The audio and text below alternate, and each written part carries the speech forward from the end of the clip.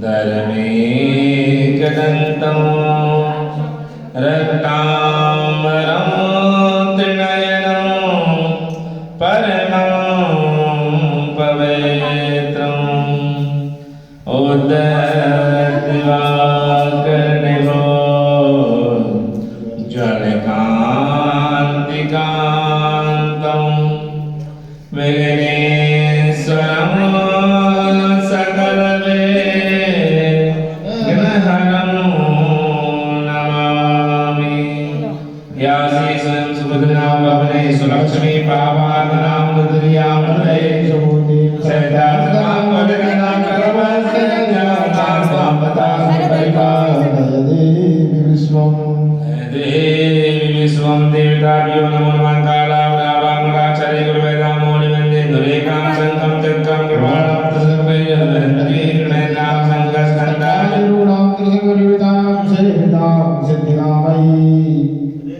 देवी नमो नमः। प्रार्थनाते नमस्कारो प्रार्थनायां नमस्कारो प्रणमामि। छोड़ देंगे हाँ भगवान प्राण देवता को प्रार्थनायां नमस्कारो। भागवत भगवान की जय हो। उमापति महादेव की जय हो।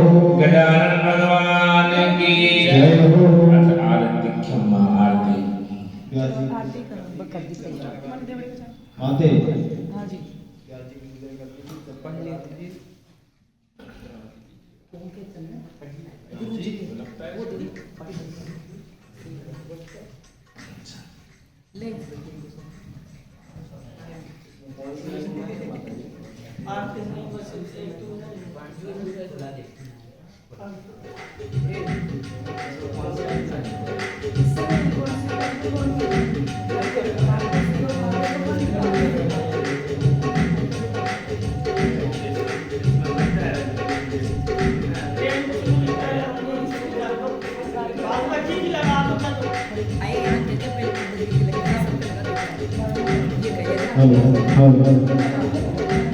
देवताभ्यो नमो नमः। ज्वालामालिनी नमामि सोजे नमो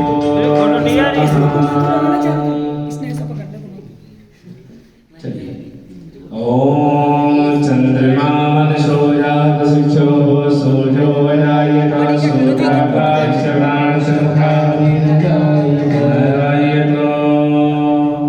ओम जय श्री लोकाय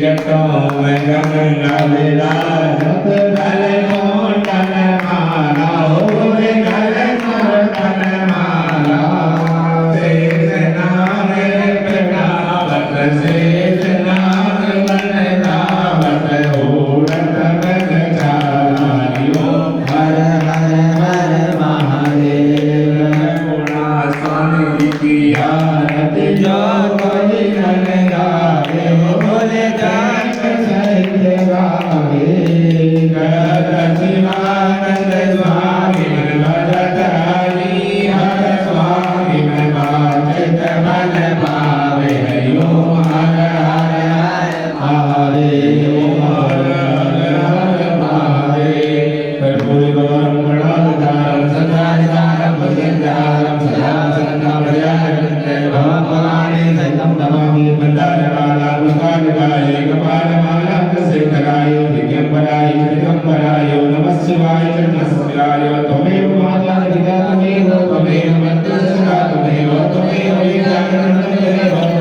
सर्वं मम देव हरे राम राम राम हरे हरे हरे कृष्ण हरे कृष्ण हरे हरे राम राम हरे हरे हरे कृष्ण हरे कृष्ण हरे हरे सिद्धिगणमाय तंत्रगण मंत्र पुष्पांजलि जकीन में देवास्थान धर्माण कुमार नादी अनागम महिमानागम मुर्गे साध्या देवाय ओम ग्रंथाय भगवते भक्तंदाय धीमहि तन्नो धन्ते प्रचोदयात् गाय धन्ते कर्म सिद्धि धीमहि तन्नो होरी प्रचोदयात् नारायणाय विद्महे वासुदेवाय धीमहि तन्नो विष्णु श्रीमन्विका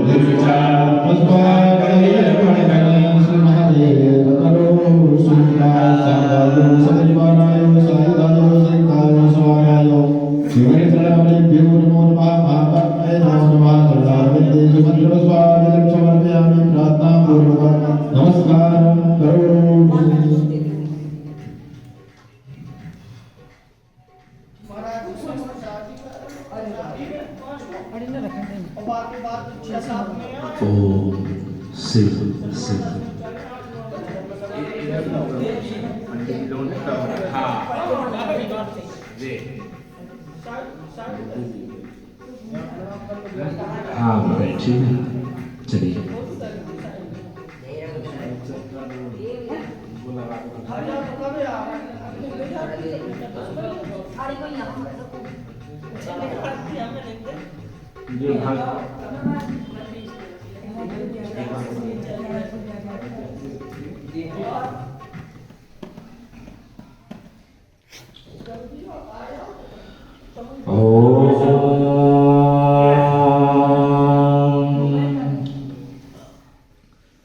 श्री गणेशाय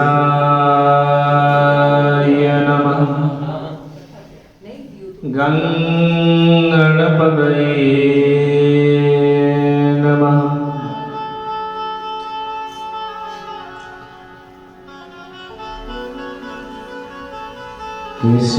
कृष्णाय वासुदेवाय हरे परमात्मने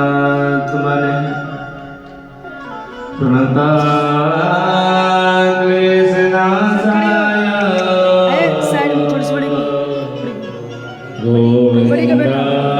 गोविन्दाय नमो नमः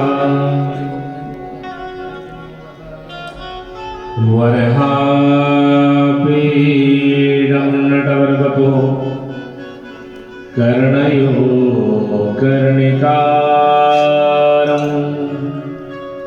विवृतभावं सा कनक कपिसमू वैजयंती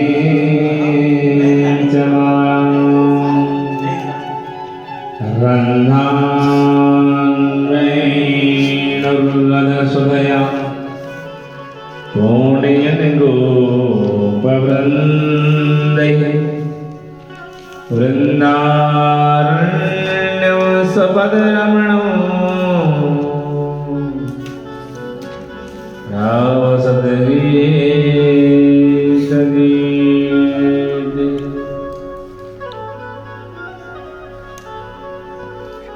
श्री राधे मेरी स्वामिनी मैं राधे देवदास जन्म जन्म मोहि दीजियो श्री वृंदावन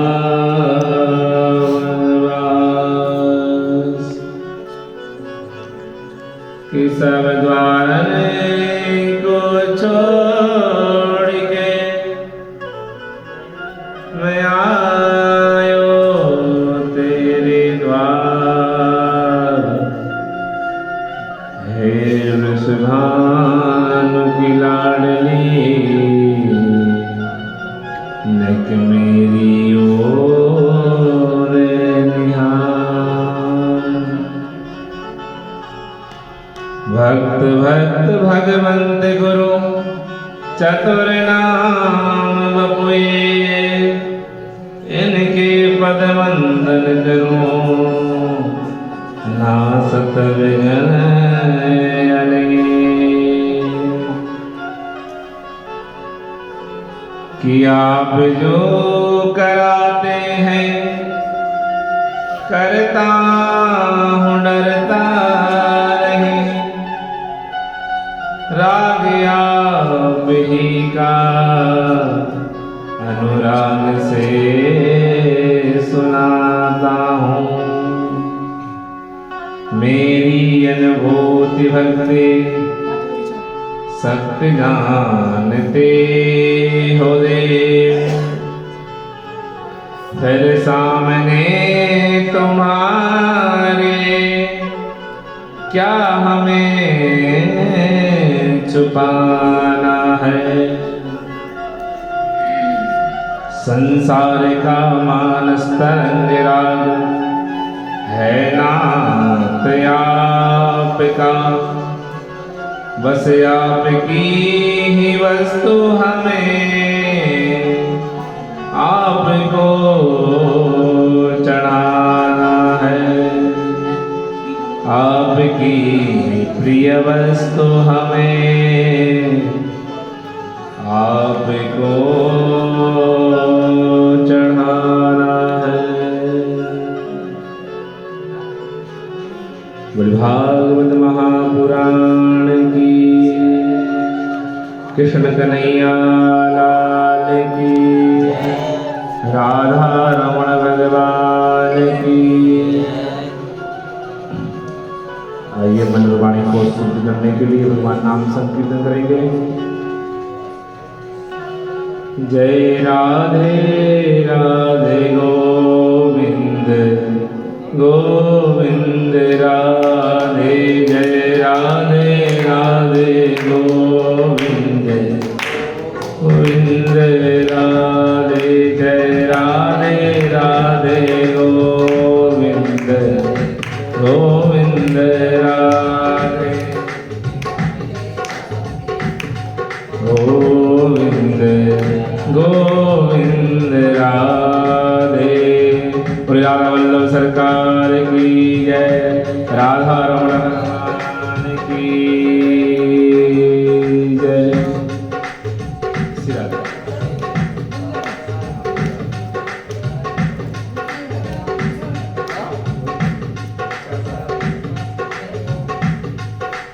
श्री राधा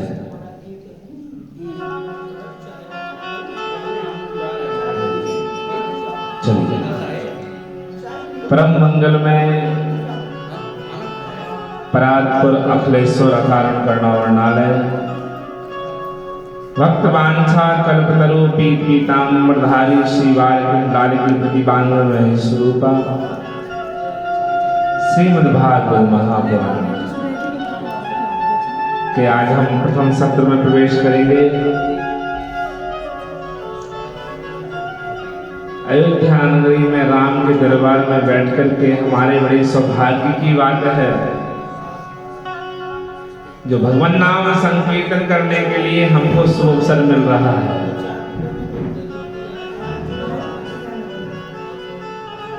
जो हमको शुभ अवसर मिल रहा है।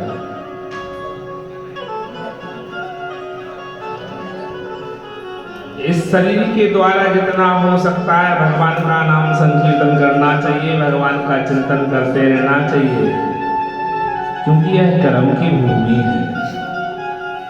कर्म से बढ़ के कुछ नहीं है। भगवान की बनाई हुई परंपरा में हम 4 वर्णों में निकले हुए हैं। ब्राह्मण क्षत्रिय वैश्य शूद्र वर्णों में निकले, सब हिंदुत्व है, सब हिंदू हैं, सब मानव शरीर लेकर के धारण करके निकले हुए हैं, आए हुए हैं भूमि पर। लेकिन क्या हमारा यह कर्म है जो हम कर रहे हैं वर्तमान में? हमारे संत महात्मा ऋषि मुनि जो हमको शिक्षा दे करके गए, जिन्होंने अपना जीवन व्यतीत कर दिया जिन शास्त्रों को अध्ययन करने में, लिखने में, उनको हम तुच्छ समझ लेते हैं। क्यों? देखिए, वास्तविक जीवन में कहने में और करने में अंतर होता है। कई चीजें सुनकर के हमको महसूस नहीं हो सकती जो प्रैक्टिकली करने से होती है। आपने रसगुल्ला खाया ही नहीं तो उसको स्वाद कहाँ से बता पाओगे कैसा है?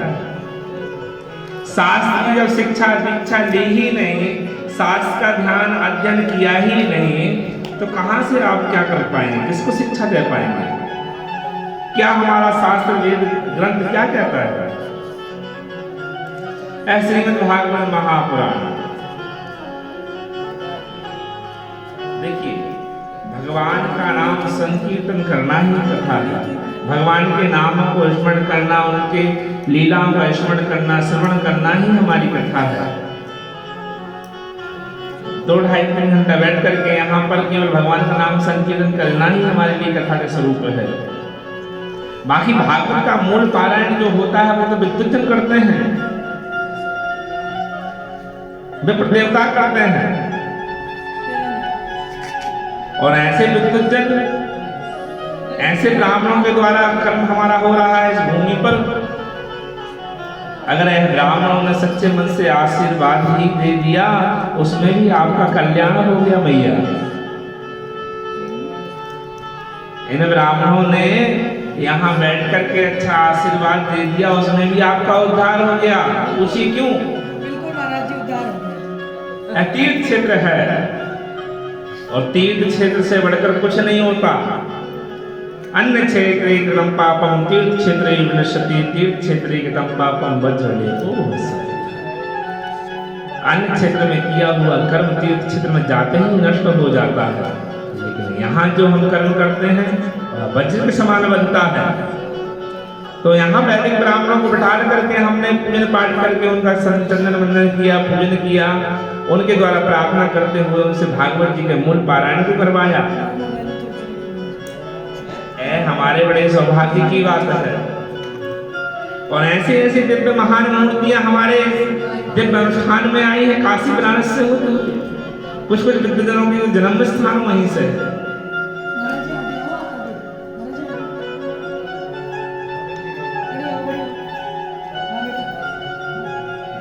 है। वो भूमि है राम की जहाँ सबके भक्तों को बुला ही लेते हैं।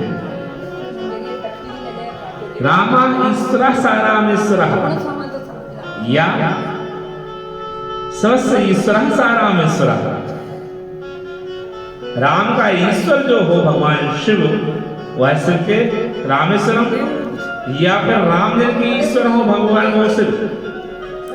मतलब एक दूसरे के पूरक है। देखिए राम और शिव।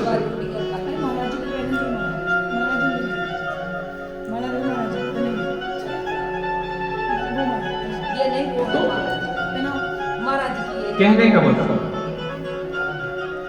हमारे यहाँ दिव्य अनुष्ठान जो चल रहा है,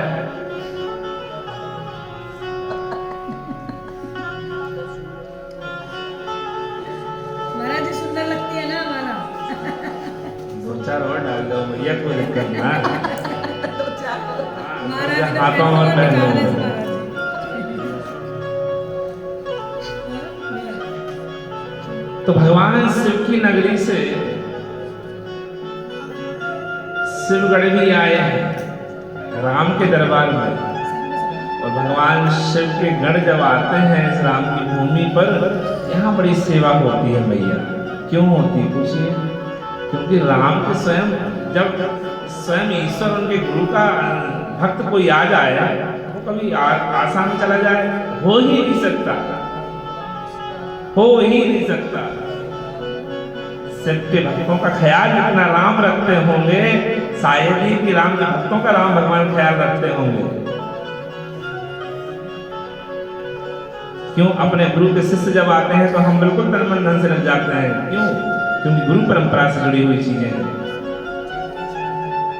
तो ऐसे ऐसे विद्वजन जो काशी बनारस से आए हुए हैं इस भूमि पर, राम भगवान की बड़ी कृपा है, हमारे राजा राम भगवान की राम लला की बड़ी कृपा है जो हम लोगों को यहाँ इस भूमि पर बुलाया। तो भगवान का नाम संकीर्तन करने के लिए, श्रीमद् भागवत कथा श्रवण कराने के लिए शुभ अवसर मिला।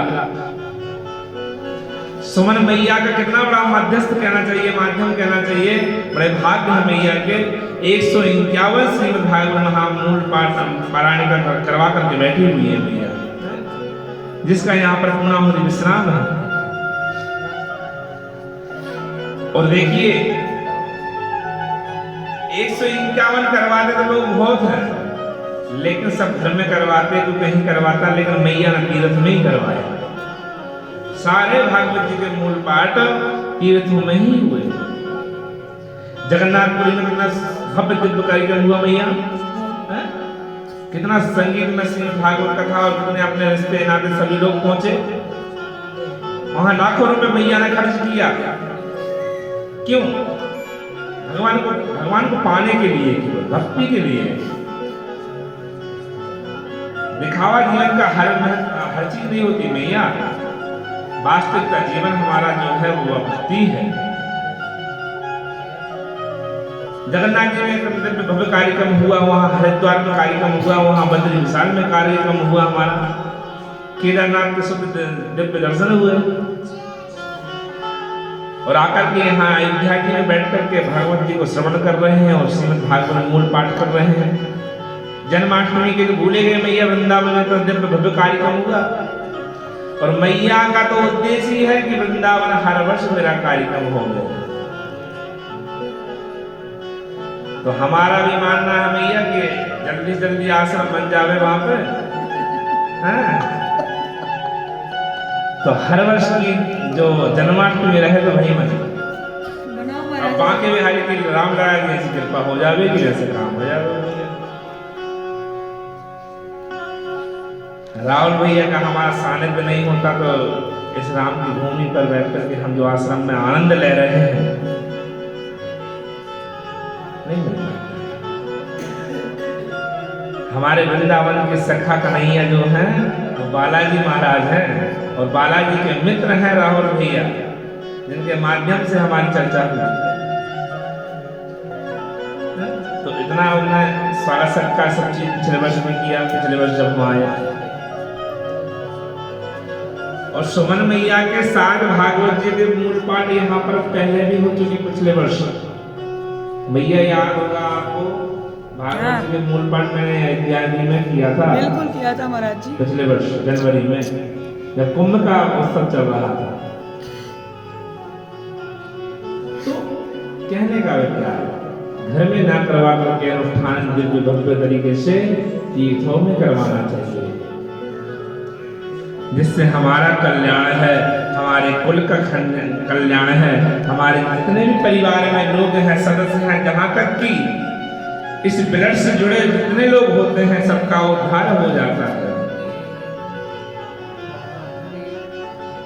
तो ऐसे राम भगवान की बड़ी कृपा है जो भगवत नाम संकीर्तन करने के लिए हमको यहाँ पर अवसर मिला।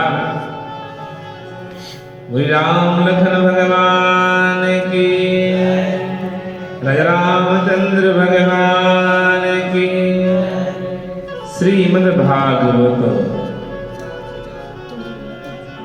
जिसको हम श्रवण कर रहे हैं। भागवत क्या है? भागवत क्या है? भागवत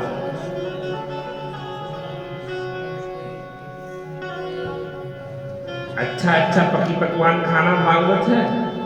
केवल भगवान का नाम संकीर्तन करना ही भागवत है? 2-3-4 घंटा यहाँ पर आए हैं तो भैया चकाचक बढ़िया नींद लिए, चकाचक आनंद लिए, नृत्य किए तो चल दिए, वो भागवत है? नहीं। भक्ति ज्ञान वैराग्य त्याग से जिसका मिलन होता हो वह भागवत है। भक्ति ज्ञान वैराग्य और त्याग, भा मतलब भक्ति, गा मतलब ज्ञान, बा मतलब वैराग्य और ता मतलब त्याग, इसका चारों में संगम हो, चारों का संगम हो, वह है भागवत। पहले भक्ति आती है, फिर वैराग्य आता है, इसके बाद फिर ज्ञान आता है, फिर त्याग आता है। हर चीज अपने एक दूसरे की पूरक है। भक्ति ज्ञान वैराग्य त्याग में बहुत अंतर होता है। त्याग दिखता है, वैराग्य दिखता है। त्याग दिखता है, वैराग्य दिखता है। भक्ति कदापि नहीं दिखती, क्योंकि भक्ति लुकी हुई होती है, छिपी हुई होती है, अदृश्य रहती है। लेकिन ज्ञान भी दिख जाता है। क्यों दिखता है? क्योंकि ज्यादा व्यक्ति के अंदर ज्ञान आ जाएगा तो वो दिखाएगा ना, दिखाने की कोशिश करेगा, मैं सामर्थ्यवान हूं। और ज्ञान होना भी चाहिए। हमारे गुरुकुल में हम जब शिक्षा दीक्षा लिया करते थे ना भैया, तो कहा करते थे, ज्ञाने हीना पशु भी समाना, संकेताचार्य। ज्ञाने हीना पशु भी समाना, जो ज्ञान से हीन होता है वह पशु को से मानते हैं। इसलिए ज्ञान होना भी आवश्यक है, लेकिन उतना ज्ञान जितना आप दायरे में रख सकते हैं। इसलिए भगवान की बनाई, हम और आपकी बनाई जो परंपराएं हैं ना, ब्राह्मण क्षत्रिय वैश्य शूद्र, इनकी अपने अपने एक मतलब बटी हुई कैटेगरी। कैसे? ब्राह्मण के पास चाहे कितना भी ज्ञान क्यों ना हो, वो दिखाने की कोशिश नहीं करेगा, बहुत नम्र रहेगा। क्यों? जिसके अंदर सामर्थ्यता होती है, जो सामर्थ्यवान होता है, वही उस चीज का संचय कर सकता है। जितना धन का संचय बनिया कर लेता है, हम और आप नहीं कर सकते। जितना कर्म से धर्म की रक्षा के लिए क्षत्रिय कर लेता है, उतना हम और आप नहीं कर सकते। जितना मेहनत मजदूरी एक वर्ण का व्यक्ति कर लेता है, उतना हम और आप नहीं कर सकते। क्यों? हर वर्ण बटा हुआ है अपने अपने स्थान से। इसलिए कहते हैं भक्ति ज्ञान वैराग्य त्याग का जहां मिलन होता हो वो भागवत है। जिस प्रकार त्रिवेणी संगम, प्रयागराज में आप लोगों ने देखा है संगम। त्रिवेणी संगम में गंगा और यमुना को दिखती है, लेकिन सरस्वती लुप्त रहती है। जब माताएं अपने बालों को गूंथती हैं तो 3 भाग करती हैं भैया, करती हैं। माताएं जब अपने बालों को गूंथती हैं तो 3 भाग कर लेते हैं, लेकिन 2 ही भाग दिखते हैं, तीसरा लुप्त रहता है। क्यों?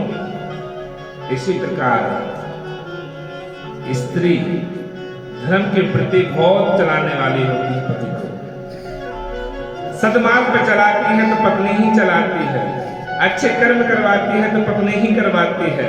इसलिए उसको गृहिणी बोलते हैं। उसके बिना घर सुना होता है। जिस घर में बच्ची ना हो, जिस घर में गृहिणी ना हो, घर घर नहीं होता। आप कभी भी प्रैक्टिकली करिए ना, देखिए कथा आप सभी जगह सुनते हैं, सभी जगह सुनते हैं, लेकिन जब तक हम हमारे जीवन में वास्तविकता जीवन में अनुभव ना करते तब तक उस चीज का कोई महत्व नहीं है। कथा आप श्रवण करते हैं और अपने अंदर दूसरों को शिक्षा देने के लिए तैयार रहते हैं, लेकिन उस चीज को स्वतः उतारें पहले। स्वतः आज हम व्यक्ति को बोलते हैं 3 बजे उठना चाहिए, लेकिन 3 बजे उठना चाहिए केवल वक्ता वाणी से कह सकता है, उठता नहीं है। हाँ, लेकिन जो उठता है वो जरूर कह सकता है कि मैं 3 बजे उठता हूँ भाई, तुमको भी उठना चाहिए। हमारी समझ में या 2-3 घंटा मुश्किल से नींद ले ले कभी तो ठीक है, जब तीर्थों में तो लेती नहीं। रोज 3 बजे मैसेज आ जावे राधे, तो मैया कभी कभी तो घर में लड़ाई और हो जावे, 3 बजे रात में कौन के मैसेज आएगा। तो हमारी समझ में याद क्या है, जितना कर लेती है भाई वो करती भी है कथा के लिए भगवान की कृपा से। अभी बहुत सुंदर उन्होंने कथा हमको डाली थी कि महाराज जी कैसी कथा है, बहुत सुंदर कथा का वक्तव्य दिया। और करत करते अभ्यास के जड़मति होत सुझान, रसलियावत जात है सिल पर पड़ते निशान। अभ्यास करते रहिए किसी चीज का, तो जीवन में आप वास्तविकता अभी देख करके अध्ययन कर रहे हैं, भगवान के नाम संकीर्तन करने के लिए आप इस वक्तव्य कर रहे हैं। बाकी बिहारी राम लला कृपा करे, अच्छा स्थान आपको मिले और आप भगवान का नाम संकीर्तन अच्छे मंच पर आप करें, ताकि हमारा आपका भी नाम उज्जवल हो, आपके सदगुरु का नाम उज्जवल हो कि भाई ये श्री 108 151 श्रीमद् भागवत महामूल पाठ जिन्होंने करा, ये जिनके सानिध्य में हुआ वो कौन थे? सही कह रहे हो महाराज। तो एक के माध्यम से एक का ही व्यक्ति का वर्चस्व बढ़ता है, नाम बढ़ता है, यश बढ़ता है।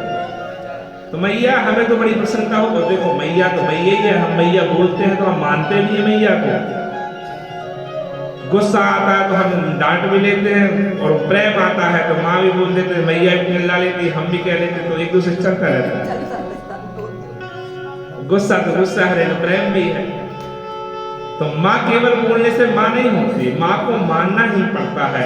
राजा रामचंद्र भगवान हमारे पिता दशरथ जी को केवल प्रेम करते नहीं थे, वो वास्तविकता चलते भी थे उस पर।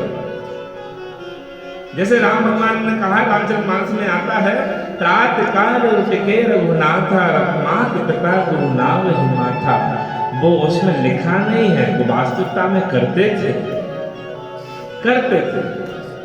उनके वचनों पर चल देते थे। दशरथ जी ने केवल मुख से निकल गया बस, 14 वर्ष राम वनवासी, और निकला है कि राम भगवान पहले ही तैयार होकर के आ गए, ऐसा पुत्र आज्ञाकारी। तो माँ केवल कहने से माँ नहीं होती, माँ के वचनों पर चलना भी पड़ता है। अब आगे पीछे थोड़ा लेट अवेयर हो जाता है भैया, बाकी सब ठीक है। राधे राधे। बहुत सुंदर आनंद आया, दिव्य भव्य तरीके से कलश यात्रा हुई, शोभा यात्रा हुई,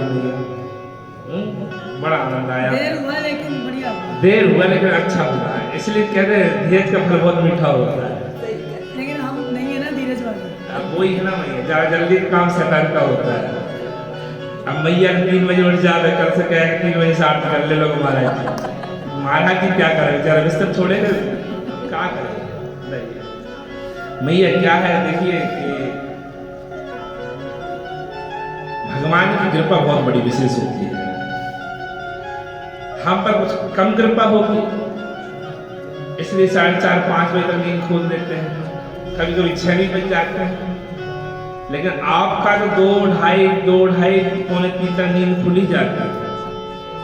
हमने हमेशा देखा है, आपका करेक्ट 3 बजे मैसेज आना है मतलब आना ही है, और 9 बजे बिस्तर पकड़ लेना मतलब पकड़ लेना है। तो नियम जैसा आप बनाओगे ना वैसा चलता रहेगा, और बहुत अच्छा नियम है भैया। कहते हैं भगवान की बहुत विशेष कृपा ही होती है जिनको 2:30 पौने 3 बजे जिसकी नींद खुलती है। मतलब भगवान का बहुत मुख्य गण है वो, उसको कुछ भगवान अच्छा देना चाहते होंगे इसलिए उन समय विश्राम से उठाते हैं, ये वास्तविकता है। उस मानस ब्रह्मण्य नाम की पुस्तक आती है, मानस ब्रह्मण्य नाम की पुस्तक में मैं पढ़ रहा था, देखा था, तो उसमें लिखा था मतलब भगवत की बड़ी कृपा है विशेष होती हुई, जो ब्रह्म मुहूर्त उसी समय में कहते हैं, 2:30 से पौने 3 का समय होता है, उस बीच में जिसकी निद्रा खुलती है तो मतलब भगवान की बहुत विशेष कृपा है। आज से नहीं है, 5 पीढ़ी से चल रही है। अच्छा भैया, इसकी दादी दादा सब भगवान के भजन थे, माता पिता आप भी उठते भैया? अरे वाह, नर्मदा परिक्रमा करे भैया, हम आपको बता दें भक्तजनों 4 बजे भैया, तो हमारे घर में पूजा पाठ हो जाते हैं, हम कभी 5 बजे नहीं करते। हमारी बद्रीनाथ में कथा रही, सुमन मैया ने करवाई, फिर वृंदावन में कथा रही, वृंदावन में संकल्प मन में हमने नर्मदा खंड के जो व्यक्ति होंगे, नर्मदा नदी को सभी प्राय लोग जानते होंगे। नर्मदा नदी एक ऐसी नदी है जो प्रत्यक्ष देवी है। हमारा जन्म स्थान नर्मदा खंड का ही है, न सिर्फ दृष्टि। नर्मदा खंड के हैं तो हमने कथा में मतलब कर दिया कि नर्मदा नदी की परिक्रमा होती है। केवल एक नर्मदा नदी ही है जिसकी परिक्रमा होती है। एक बार बोला नहीं कि मैया ने धारण कर लिया मन में कि नर्मदा परिक्रमा ही करना है हमारा, जो नर्मदा पुराण ही करवाना है।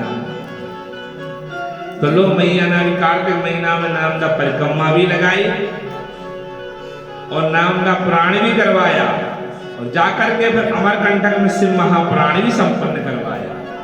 तीनों कार्य साथ में दिए। केवल एक बार बोला था, नर्मदा परिक्रमा बहुत मुख्य होती है भैया। तत्काल गाड़ी वाले को बुक किए। अब देखिए इतना सामर्थ्यवान तो नहीं है, बुजुर्ग मैया रहती थी हमारी बूढ़ी अम्मा, चलने पर नहीं ज्यादा निश्चित, इसलिए गाड़ी कर लेते थे। दिन में मैया को बड़ा वैराग्य रहता, महाराज जी कुछ नहीं है दुनिया में, सब मिथ्या है, सब भगवान जब दिखाए वाला वैसे है। और जैसे ही रात में 10-11 बजा, महाराज जी गाड़ी रोक लो, हिम्मत नहीं पड़ रही है बैठने की, सोना है, विश्राम करना है। 1 घंटे सोए तो महाराज जी गाड़ी रोक ही लो, कुछ खा पी लेते महाराज जी, कार्तिक महीने चल रहा है। लेकिन एक चीज बतावे, ये तो हास्य का विषय है, कार्तिक महीने में जो नियम मैंने मैया लोगों का देखा, तो बहुत कम लोग नियम धर्म करते हैं। एक पत्तल में खाना और एक टाइम ही खाना, सायं वेला में, है ना।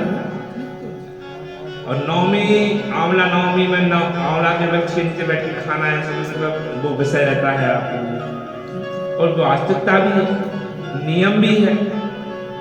4 पीढ़ी से तो ये नियम चले आ रहे हैं तो उसी का प्रभाव है मैया, उसी का प्रभाव है। आपकी पुत्री आपके सामने बैठी है तो किसका प्रभाव है? उसी कर्म का प्रभाव है, सीना छोड़ा हुआ है माता पिता का भी, उसी का कर्म, उसी की कृपा है कि हमारे बच्चे इस लायक हैं। मैया क्या होता है, बाड़े पुत्र पिता के धर्मा अपने कर्म, माता पिता जो कर्म करते हैं उसके फलस्वरूप ही पुत्रियों का या पुत्र को फल मिलता है। आप लोगों ने जो अच्छे कर्म किया, सत्कर्म किया, उन्होंने उनको रास्ता पकड़ाया, वो भी अच्छे रास्ते पर चली, तो कल कहाँ थी और आज कहाँ है आप देख सकते हैं। कल जो आशा करती थी, कुछ आशा में मतलब कुछ धन का संचय हो जा रहा था कि मेरे बच्चों को मैं पाल सकूं, आज भगवान की कृपा से वो 2-4 बच्चों को पाल सकती है। तो जब भगवान की कृपा है और भगवान की कृपा दिखती नहीं है, उसको महसूस करना पड़ता है। सुदामा जी भगवान कृष्ण के पास मांगने के लिए गए, लेकिन उनके मन में कल्पना नहीं थी, मांगने की इच्छा नहीं थी, लेकिन सुशीला का भाव था इसलिए गए थे। और वहां से द्वारिका जाकर के मित्र से मिलकर के वापस लौट भी आए, आकर के देखा दूसरी द्वारिका बनी है, तो कहा कि तुझे देते नहीं देखा मगर झोली भरी देखी। अरे तूने कब दिया, कैसे दिया, तो पता भी नहीं चला, वो सब कुछ मिल गया। तो भगवान के कर्म के लिए कुछ ना कुछ करते रहिए, क्योंकि सबसे कलयुग में सबसे सर्वप्रथम कोई चीज है तो केवल दान है, केवल दान। हमारे संत महात्मा एक बहुत अच्छा लिख करके गए हैं, देखिए, सतयुग में सत्य था। आचार्य जी, सतयुग में सत्य था, तो सतयुग था। जिस समय लोगों ने झूठ बोलना चालू कर दिया, सतयुग चला गया। त्रेता में तपस्वी थे, संत महात्मा थे, ऋषि मुनि थे, बड़े बड़े तप करते थे, वन में जाकर के, जंगल में जाकर के। चलो हो जाएगा। त्रेता में तपस्वी थे, संत महात्मा थे, जंगल में रहते थे, वन में रह करके तप करते थे। जिस समय शहर में आना चालू कर दिया, तप करना छोड़ दिया, त्रेता भी चला गया। द्वापर आया, द्वापर में दया थी। जिस समय भई सभा में द्रौपदी को लाया गया, यदुवंशी अपने आप को मार करके, मतलब एक दूसरे को मार करके मर गए, द्वापर चला गया। कलयुग टिका है केवल दान से। जिस दिन इस भूमि से दान चला जाएगा, कलयुग का अंत हो जाएगा। आप जैसे धर्मात्मा हैं, किसी भी भाव में सही, कोई कर्मचारी है उसके भाव में, कोई ड्राइवर है उसके भाव में, कोई फूल वाला है उसके भाव में, कोई पुष्प वाला है, कोई बेलपत्र वाला है, कोई वस्त्र वाला है, किसी न किसी भाव में आप दान करते रहते हैं, दान करते रहते हैं। इसलिए कलयुग चल रहा है। और कहते हैं कलयुग का अंत नहीं, चम्मच से निकाले, वो पहले पता नहीं था ना उसने चम्मच। कलयुग का अभी प्रपंचन चल रहा है, कोरोना बात है। मैया घी हम भगवान को चढ़ाते हैं, आपको बताए बीच में बात आई, घी का महत्व बता दो। घी भगवान को क्यों चढ़ाया जाता है, और ब्राह्मण के हाथ में घी लग जावे तो क्या महत्व होता है उसका, है? जिस ब्राह्मण को घी हाथों में लग जाता है और भगवान को, शंकर को घी चढ़ाने से कोई परिवार नहीं टूटता। भैया हम भगवान के षोडोपचार पालन करते हैं, हर चीज का अपना अपना ही विधान होता है। दूध चढ़ाने का विधान होता है, दही चढ़ाने का है, घी का है, मधु का है, शहद का है, शक्कर का है, भस्म का है, गंधक का है, हर चीज का अपना अपना ही मतलब होता है। बूढ़ी अम्मा कितनी उम्र है तुम्हारी? 80 साल है। नहीं, कौंटलों से दूध चढ़ा चुकी हूँ, लेकिन दूध का महत्व नहीं पता होगा क्यों चढ़ाते हैं, बस चढ़ाते हैं। ये भाव है, और वास्तविकता में भाव तो प्रधानता है ही भाव की, लेकिन दूध चढ़ाते क्यों है? ऐश्वर्य की प्राप्ति होती है, आने वाले संकट हमारे दूर हो जाते हैं, इसलिए हम लोग मानता है कि दूध चढ़ाना चाहिए। डॉक्टर लोग कहते हैं कि दही खाने से रोग कष्ट दूर होते हैं, बीमार नहीं होता, व्यक्ति स्वस्थ रहता है, इसलिए जलेबी और दही खाना चाहिए। संकेताचार्य, दही और जलेबी खाना ही चाहिए, चाहे एकादशी हो गए। दही और जलेबी रोग कष्ट दूर रहते हैं। भगवान को घी चढ़ाते हैं, परिवार कभी नहीं टूटता। और ब्राह्मण के हाथ में घी लग जाए तो समझ धन का आगमन कहीं न कहीं होने वाला है, इसलिए पंडित जी के हाथ में घी लग गया। और उसका हाथ का घी हमने जिसलिए लिया था, अरे प्रसाद लिया, उंगली काट लेती भैया। कोई नहीं, हमने थोड़ा मधु शहद चढ़ाते हैं। शहद का क्या मतलब होता है, क्यों चढ़ाते हैं? मधुरता आती है, प्रेम बढ़ता है, इसलिए हम लोग शहद चढ़ाते हैं।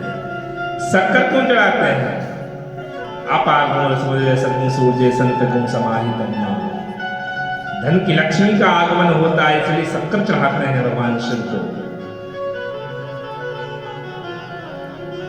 भस्म क्यों चढ़ाते हैं? भस्म लगाने का एकम जमने में कसबस्त्राय खम्मा देवी कुराय खम तन्नो स्त्राय। मंत्र दिए हैं, कर्म करते हैं, लेकिन उसका महत्व पता नहीं होता। भस्म चढ़ाने से या भस्म लगाने से वैराग्य की प्राप्ति होती है, इसलिए भस्म लगाते हैं, भस्म को चढ़ाते हैं। वैराग्य मतलब ये नहीं घर परिवार छोड़ करके जंगल में चले जाओ, नहीं। काम, क्रोध, लोभ, मोह, मद, ईर्षा, इन चीजों से निवृत्ति मिलती है, इन चीजों से हम लोग दूर होते हैं, इसलिए भस्म को चढ़ाते हैं।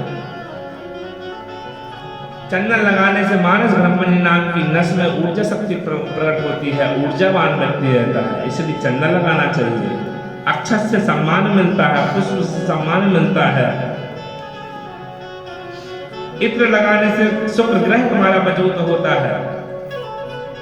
हम जो षोडशोपचार पूजन करते हैं, पूजन में जो करवाते हैं वैसे ही नहीं करवाते भैया। राजोपचार पूजा है, राजोपचार पूजा की विधान को हम लोग निर्वाह करते हैं, उसका विधान पता होना चाहिए। कर तो लेते हैं लेकिन पता नहीं होता। यह करने वाले में अंतर, ये कराने वाले में अंतर। इसलिए शास्त्रम शास्त्र प्रमाणम तह क्रियाकार व्यवस्थितो, शास्त्र का काम शास्त्र से होता है तभी फलीभूत होता है। जब तक शास्त्र का काम शास्त्र से नहीं होता वो फलीभूत नहीं हो सकता। राजा दशरथ ने पुत्र कामेष्टि यज्ञ करवाया, 90 साल की उम्र में 4 लाला है भैया। क्यों? यज्ञ का प्रभाव था। लेकिन वेद गुरु परंपरा से हुआ, ऋषिकुल परंपरा से हुआ, वेद संबंधित तो है, अनुष्ठान हुआ, इसलिए हुआ है, अनुष्ठान संपन्न हुआ और सक्सेस हुआ, सफलतापूर्वक पूर्ण हुआ। नंद बाबा ने ब्राह्मणों से वरदान मांग ली, आशीर्वाद मांग लिए, ब्राह्मण प्रसन्न हो गए तो लाला है जावे गो। और वास्तविकता जो ब्राह्मण प्रसन्न है तो लाला है। ओ मैया, भगवान तो केवल 2 ही प्रकार से भोजन करें मैया। हम और आपकी भावना में देखा जाए, भगवान केवल 2 ही प्रकार से प्रसन्न रहते हैं। एक यज्ञ भगवान में स्वाहा और ब्राह्मण के मुख में आहा। चकाचक पकी पकवान ब्राह्मण दबाएंगे मैया, जब भी प्रसन्न रहेंगे। ब्राह्मण का हाथ सूखा, ब्राह्मण भूखा। इसलिए नामदा परिक्रमा में रोज 2 टाइम भोजन करते हैं मैया ब्राह्मण लोग। बोलो राधे। आइए, सच्चिदानंद रूपाय विश्वोत्पत्त्यादि हेतवे तापत्रय विनाशाय श्री कृष्णाय वयं नमः।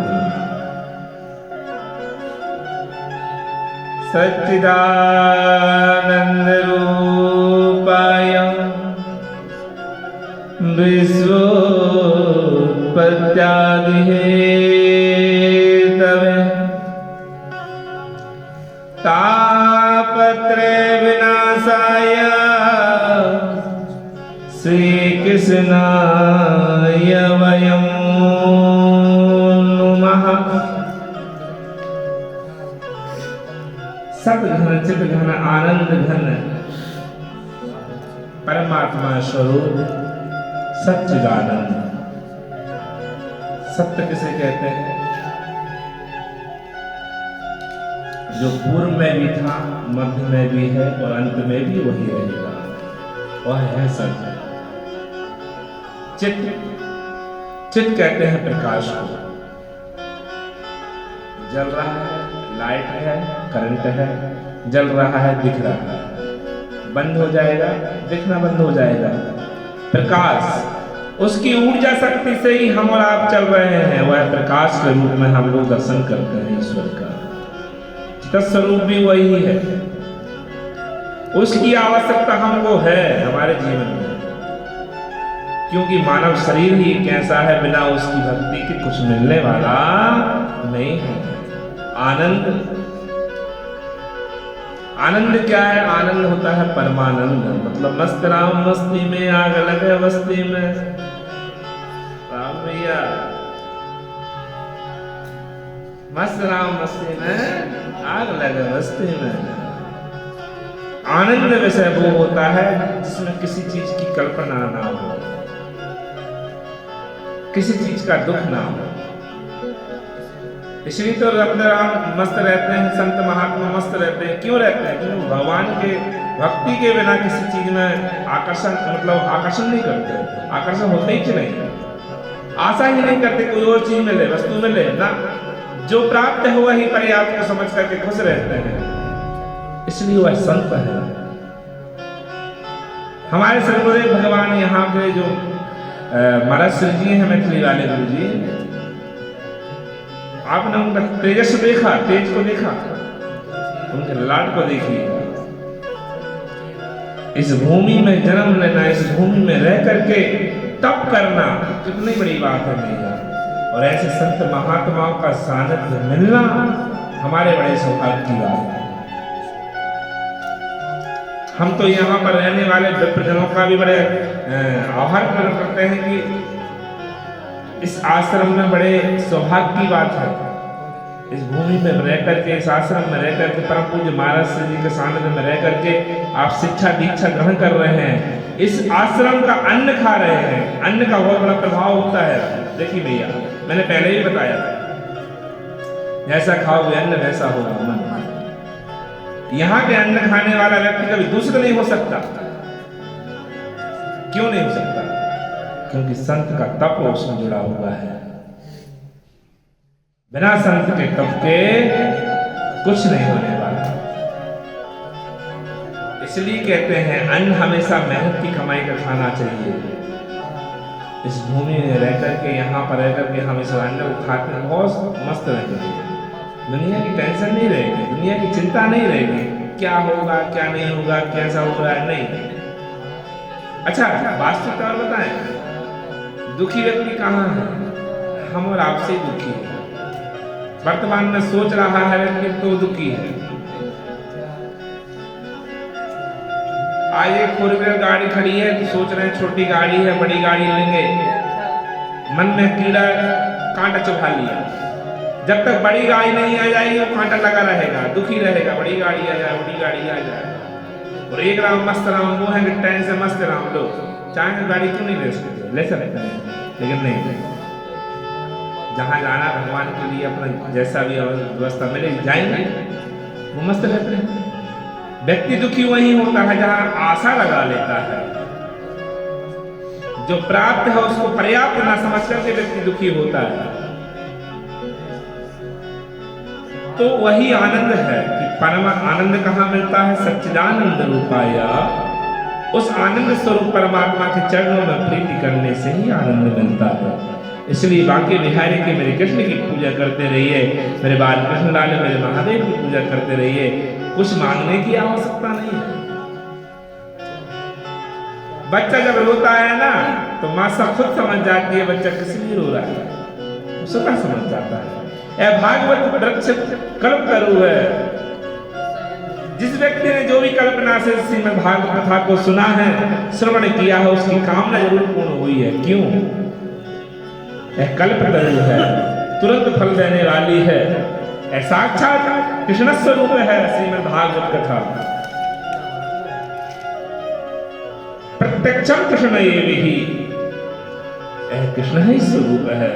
इसलिए जितना हो सकता है मेरे कृष्ण की, मेरे परमेश्वर की पूजन करते रहिए, उसका चिंतन करते रहिए। उससे मांगने की आवश्यकता नहीं पड़ेगी। हाँ, उसको लगेगा आपको जो भूख लग रही है वो स्वतः भोजन दे देगा। कैसे पहुंचा देगा पता भी नहीं चलेगा, लेकिन थाई लग करके मिल जाएगी। साक्षात परमेश्वर अकारण करना वर्णालय है श्रीमद् भागवत कथा। यह कल्प तरु है, तुरंत फल देने वाली है। कोई बड़े फैक्ट्री चलाने वाला व्यक्ति आके श्रीमद् भागवत का कथा कराता है, मेरी फैक्ट्री अच्छी चल जावे तो उसकी फैक्ट्री चलती है। कोई वक्ता चाहता है मुझे धन का संचय मिल जावे, कुछ धन आ जावे तो उसको धन भी मिलता है। कुछ भी कोई व्यास ऐसा होगा जो धनवान ना होगा, कुछ भी कुछ यजमान ऐसा होगा जो पैसे वाला ना होगा। क्यों? वो कल्प तरु है, वो तुरंत देने वाली है। बस भाव यहाँ का जुड़ा होना चाहिए। भाई नींव जितनी मजबूत रखेंगे मंजिल उतनी अच्छी मजबूत बनेगी। आने वाली पीढ़ी कभी तकलीफ में न जाए, इसलिए आपको मजबूती से चलना पड़ेगा। कर्म आप अपना अच्छा करिए, सत्कर्म इतना अच्छा करिए, अपने कर्म से कभी विमुख मत होइए। जिसका संकल्प ले रहे हैं, जिसका काम ले रहे हैं, उसका परिपूर्णता से करिए। और 12 गारंटी है, अगर कोई व्यक्ति फेल हो जाता है, लेकिन ब्राह्मण संकल्प लेता है कि यजमान का मैं काम श्रद्धा विश्वास भाव के साथ में संपन्न करूंगा तो करूंगा। त्रिकाल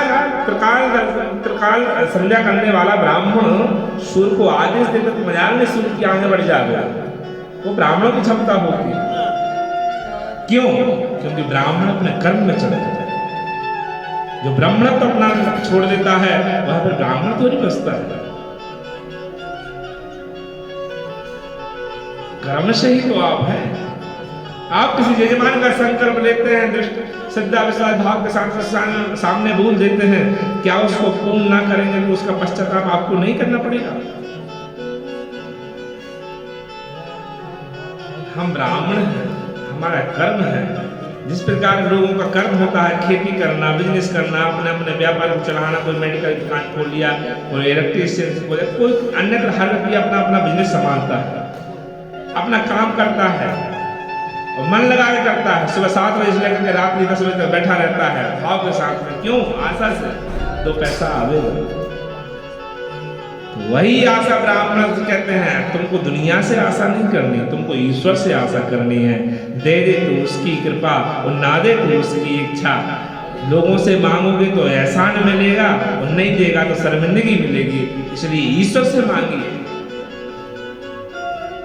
वास्तविकता है कर्म से संकल्प से लेकर के आप कर्म को करिए, कभी विफल नहीं होंगे, किसी चीज का अभाव नहीं होगा। तो परमात्मा के चरणों में ही आनंद है मैया, इसलिए प्रीति उससे करिए, प्रेम उससे करिए, लोगों को दिमाग से चलाइए, भगवान को दिल से लीजिए, तो आप सक्सेस रहेंगे, सफलता में रहेंगे। लोग लेकिन उल्टा कर रहे हैं, भगवान को दिमाग से ले लेते हैं और लोगों को दिल से ले लेते हैं, इसलिए वो परेशान रहते हैं, इसलिए वह दुखी हो जाते हैं। हमारी दादी चली गई, हमारे दादा चले गए, रोने लगे, ले हमारे बाप दादाजी मरे, मैया रोने लगी, ले क्यों? दिल से जुड़े हैं ना। अरे ईश्वर कब आया, उसके लिए कभी एक आंसू बहाया? श्रीमद् भागवत कथा को मैया सुन, मैया तुमने भागवत पाठ किया, कथा को श्रवण किया, कथा करी, भगवान का नाम संकीर्तन किया। जब भगवान कृष्ण द्वारिका जाते हैं या ब्रज को छोड़कर के मथुरा जाते हैं, उस समय का ब्रह का प्रसंग पढ़ा है तो कथा रोना आ जाएगा। क्यों? वो ब्रह है। आपका प्रेम होगा तभी आएंगे, और प्रेम नहीं होगा तो कदापि आपके सामने कितना ही कुछ होता रहेगा, नहीं होने वाला। तो श्रीमद् भागवत कथा में प्रथम श्लोक में आया सच्चिदानंद रूपाय, आनंद स्वरूप परमात्मा है, उसकी भक्ति करिए निष्ठा विश्वास के साथ में, तो हर चीज फल देने वाला है। विश्वोत्पत्त्यादि हेतुवे, विश्व की उत्पत्ति भी वही करता है और अंत में लय भी वही कर लेता है। जिस प्रकार मकड़ी होती है, जाला बिछाती है, लेकिन अंत में जाती है तो अपने में लय करते और चली जाती है मकड़ी। उसी प्रकार ईश्वर है, सृष्टि का विस्तार भी उसने किया और अंत में जब जाएगा सुख हम अपने जाएंगे वो, तो अपने में ले कर लेंगे। विश्वोत्पत्त्यादि हेतुवे तापत्रय विनाशाय, 3 तापों को क्षय करने वाला है। 3 ताप कौन कौन से? दैहिक, दैविक, भौतिक ताप, राम राज का रामचरितमानस दैहिक, दैविक, भौतिक तापों को क्षय करने वाला है श्रीमद् भागवत महापुराण। तापत्रय विनाशाय श्री कृष्णाय वयं नमः। उस कृष्ण को मैं केवल नहीं कर रहा, परम पुरुष सुखदेव जी महाराज, वेद व्यास जी महाराज ने इस भागवत महापुराण को लिखा तो केवल मेरा उत्पादन नहीं किया कि मैं कर रहा, नहीं नमः, नहीं नुमः। तापत्रय विनाशाय श्री कृष्णाय वयं नमः। मतलब हम सब मिल करके उसको प्रणाम करते हैं, उनके चरणों में प्रणाम करते हैं। बोल सच्चिदानंद भगवान की, भागवत महापुराण की जय। यं प्रव्रजन्तमनुपेतमपेतकृतं द्वैपायनो विरहकातर्या जुहावा। पुत्रेतन्मयतयः कर्मो विनेदोस् तं सर्वभूतहृदयं मुनिमानतोऽस्मि।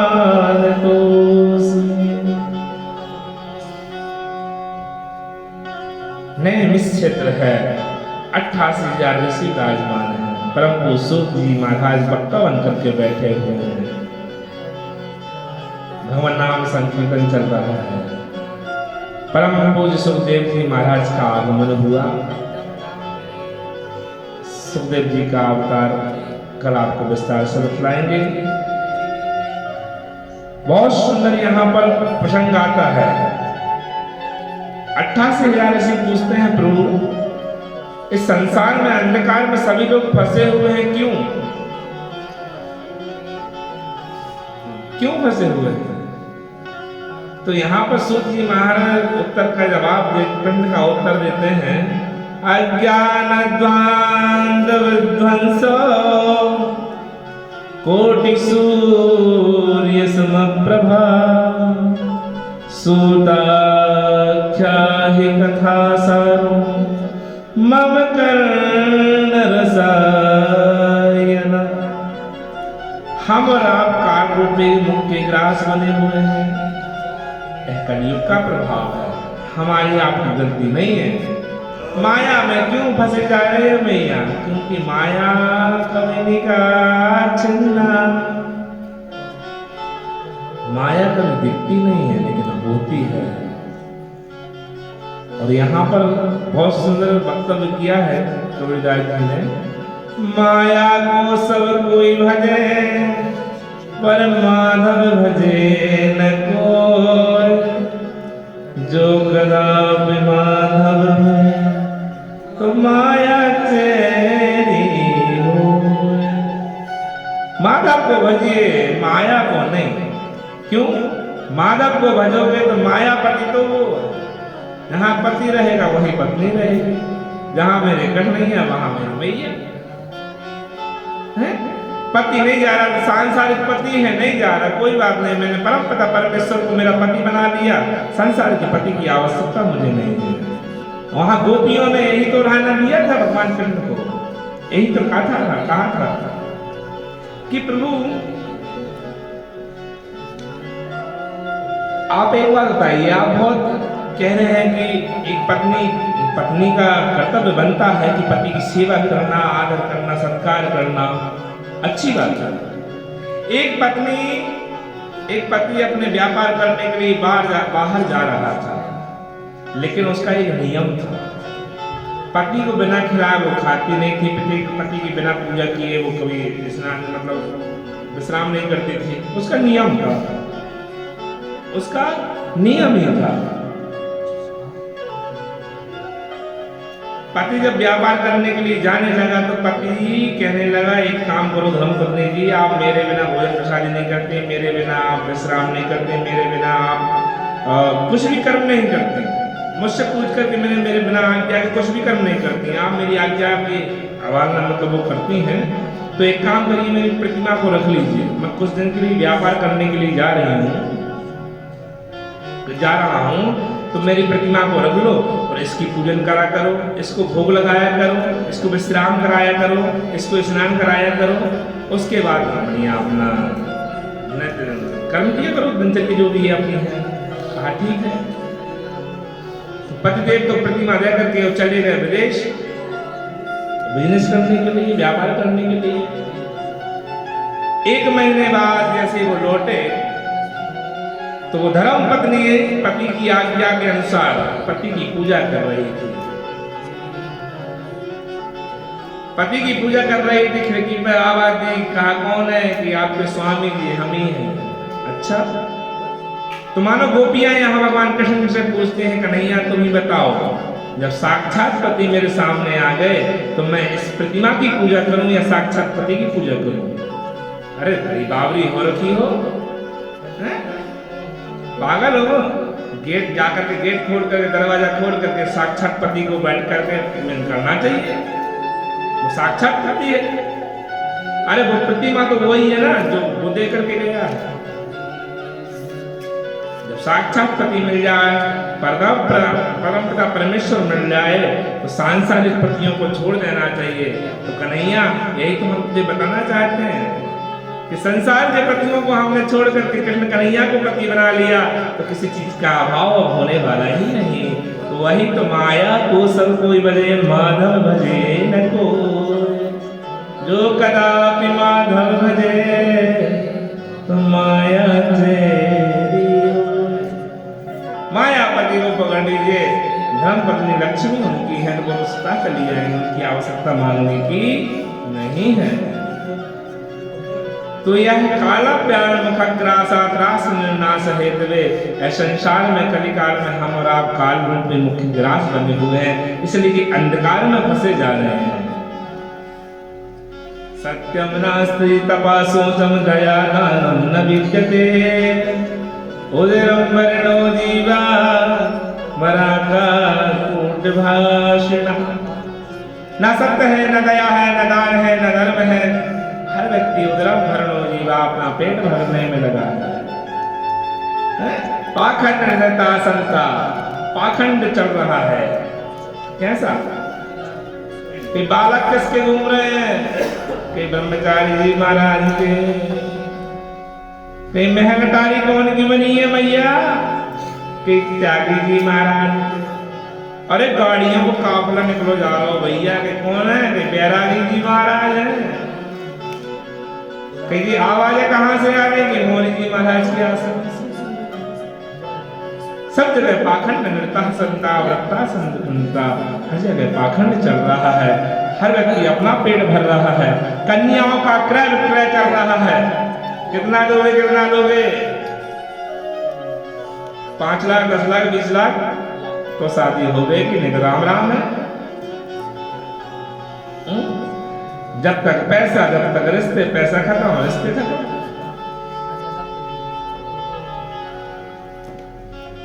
तो यह कलयुग का प्रभाव ऐसा है।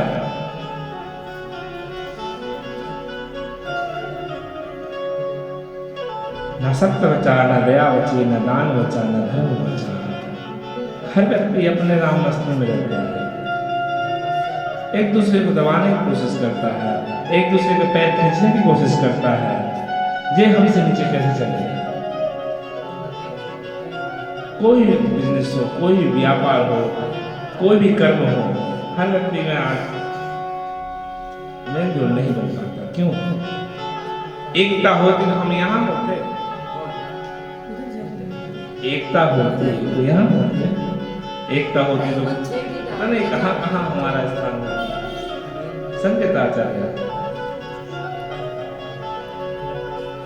तो कहने का मतलब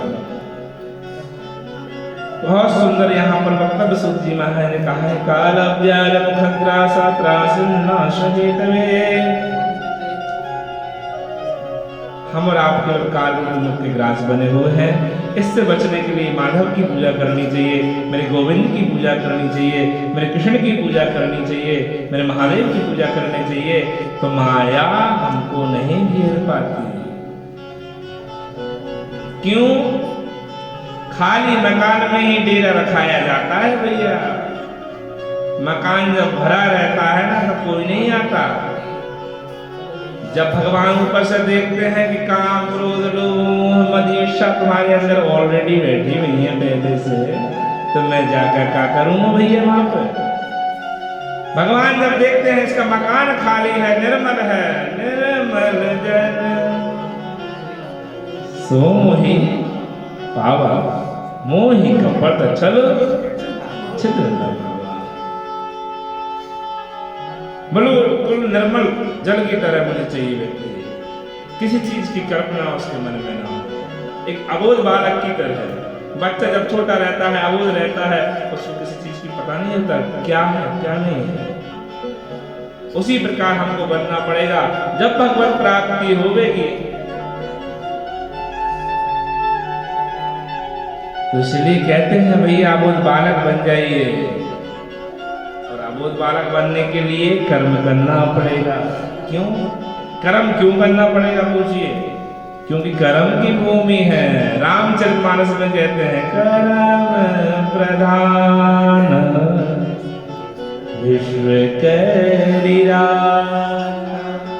जो जस करहि सो हस फल जान।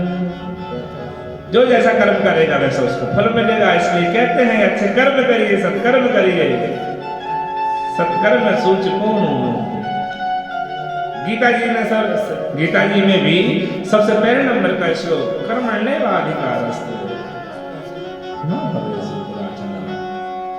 अर्जुन तू केवल कर्म कर, फल देना ना देना मेरे हाथ में है, मैं देने वाला हूं, तू नहीं है। इसलिए कर्म करते रहना चाहिए, भगवान का नाम संकीर्तन करते रहना चाहिए। करते करते अभ्यास के कर्मति हो तो सुजान में यह समझ रही है? मैया भगवान की बहुत बड़ी कृपा होती है मैया, दिखती नहीं है लेकिन हो जाती है। वो ऐसे स्थान पर आपको मिलेगी कि आप महसूस कर भी नहीं पाएंगे उस समय। आप उस स्टेज पर जाकर के आपको मिलेगी। आज 4 लोगों के बीच में मान सम्मान यश गान हमारा होता है, कीर्ति फैलती है। क्यों? भगवत की कृपा है, भगवान की ही कृपा है। लेकिन लोगों को हम क्या दे सकते हैं? हमसे बड़े बड़े लोग, लेकिन कहीं ना कहीं उसकी कृपा है तभी हर चीज हमको प्राप्त है।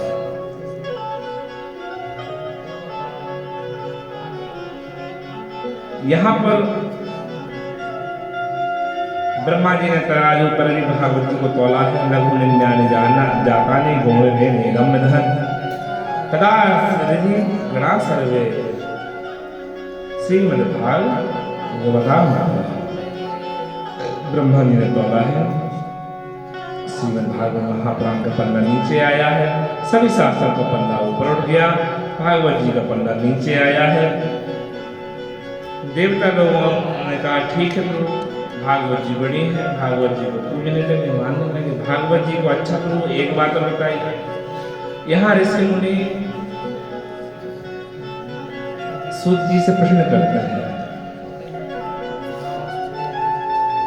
कि यह श्रीमद् भागवत कथा केवल कल्पना से ही फल देने वाली है या किसी का उद्धार भी करती है? और कहा तो उद्धार करती है, तो कैसे कैसे लोगों का उद्धार करते हैं? कहा कि सुनिए, कितना बड़े से बड़ा पापी ही व्यक्ति क्यों ना हो,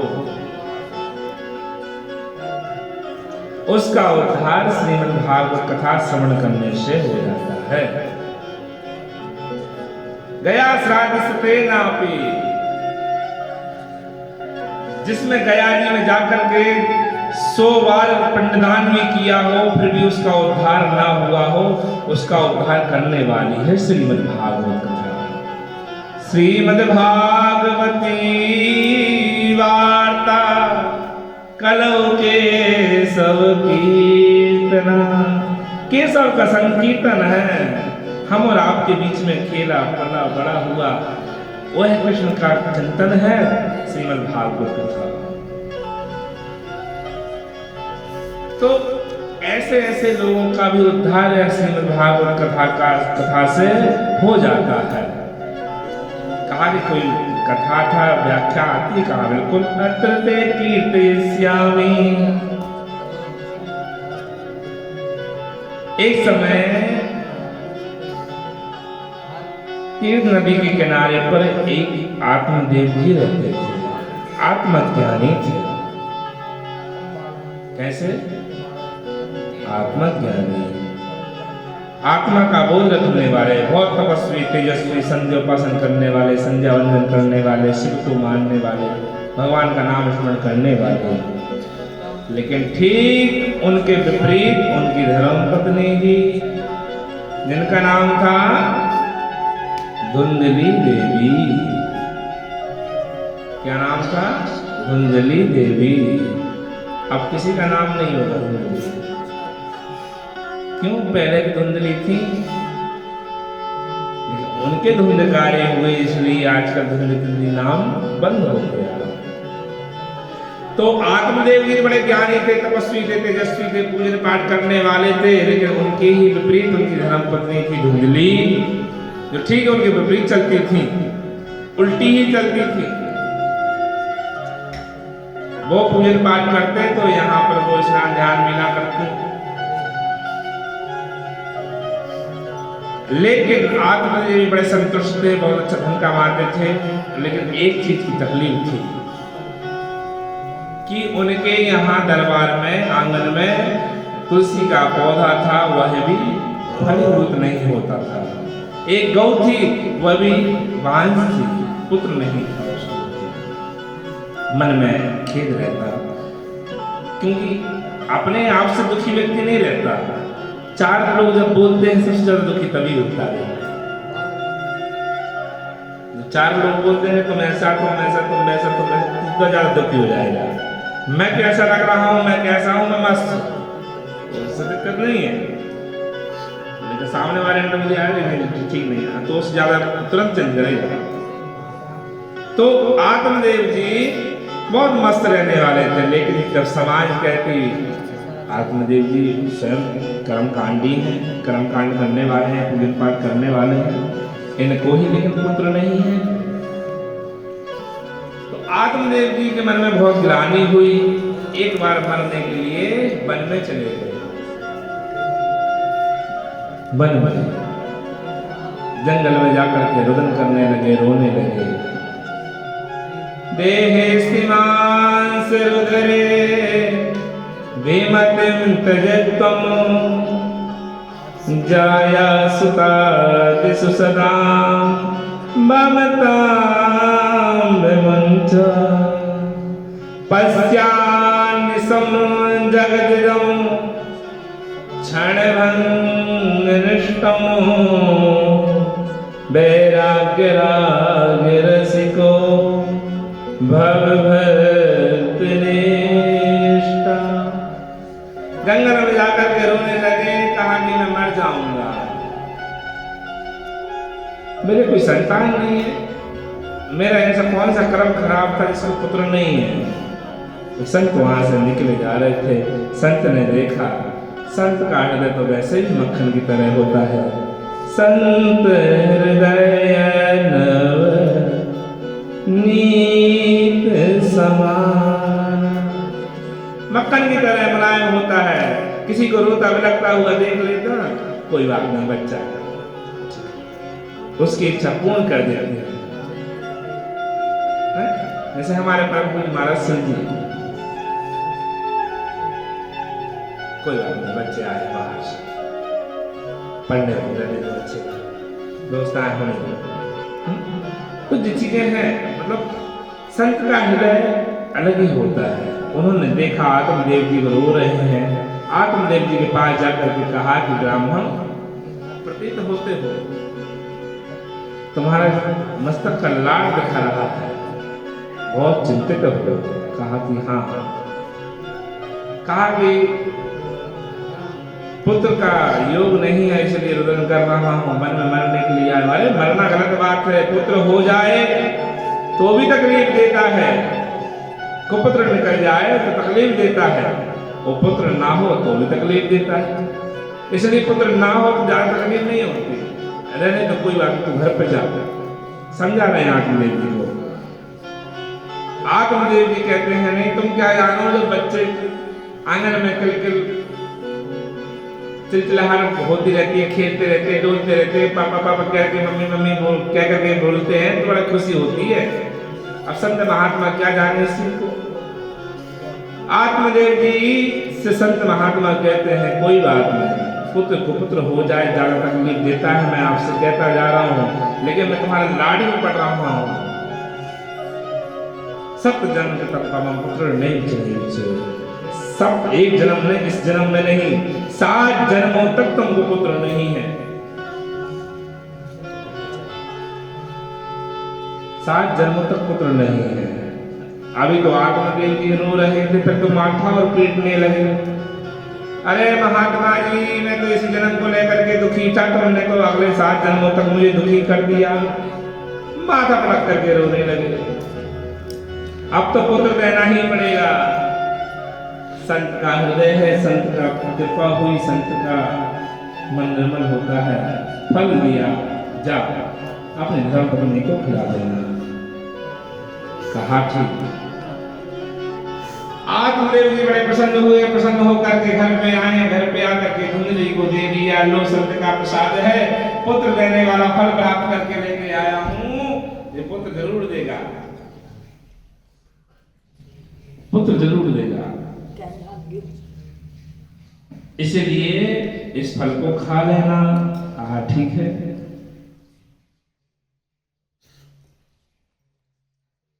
आत्मदेव जी से छुपा करके उस फल को रख तो लिया धुंधली ने, लेकिन मन ही मन में शंका करने लगी। शंका कैसे करने लगी कि फल में खा लूंगी तो ऐसा ना हो कि परम पुरुष सुखदेव जी महाराज तो 12 वर्ष तक गर्भ में रहे थे, मेरे गर्भ में को 12 वर्ष तक रह गए तो मुझे तो खाना पीना हराम हो जाएगा। इतना सोच ही रही थी। एक पड़ोस की सहेली आ गई। माताओं का स्वभाव रहता है, मोहल्ले पड़ोस में ज्यादा प्रेम व्यवहार रखती है। मोहल्ला की बहन आई गई, बहन हाँ का कर रही है? कछु ना, मेरे स्वामी अभी फल लेके आए हैं, कह रहे हैं पुत्र दे देगा, संत का आशीर्वाद तू खाएगा। तो खाने से तू कह रहे पति फल खाएगा पुत्र हो जावे। धुंधली लेकिन कहने लगी क्योंकि बहाना करना है, ना खाने के 17 बहाने होते हैं। कहा कि फल खा लोगी तो ऐसा ना हो कि आंधी तूफान आ जाए, आंधी तूफान आ जाएगा तो मैं भाग नहीं पाऊंगी, और जब भाग नहीं पाऊंगी तकलीफ में रहूंगी, मेरी मदद करने के लिए कौन आएगा? तो यहाँ पर धुंधली काफी कुतर्क करते हैं। कावे उदर दिलुतेना फल वक्षेण गलवस्ता। फल को उसने नहीं खाया, काफी कुतर्क कर रही है। सहेली थी, सहेली ने कहा बहन एक काम करो, मेरे पुत्र ज्यादा है, धन कम है, तेरे पास धन बहुत है, पुत्र नहीं है, मेरे अभी पुत्र होने वाला है, तो मेरा पुत्र तू ले लेना, उसके बदले में मुझे कुछ धन दे देना। कहा ठीक है बहन, इसका फल का क्या करूं? तो एक काम कर, फल को तू गौ को खिला दो, गौ को खिला दो, इसका प्रैक्टिकल भी हो जाएगा कि होता ही नहीं। ठीक है, कहा ठीक है। तो ऐसा ही किया धुंधली ने, जाकर के फल को गौ को खिला दिया और बस पति से बहाने करने लगी। पहला महीना चल रहा है, दूसरा चल रहा है, तीसरा चल रहा है, चौथा चल रहा है, 5वां चल रहा है। बस माताओं का स्वभाव। राधे राधे। धुंधली का तो बहाने किए। 9वां महीना जैसे ही आया, सहेली के यहाँ बालक हुआ, सहेली ने बालक ला करके दे दिया, तो धन लेकर के वो चली गई।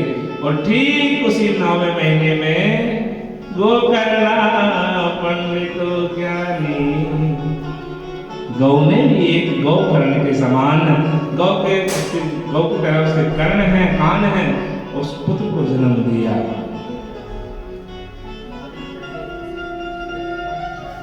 अब आत्मदेव जी के यहाँ बालक भी हो गए और गौ ने पुत्र भी दे दिया।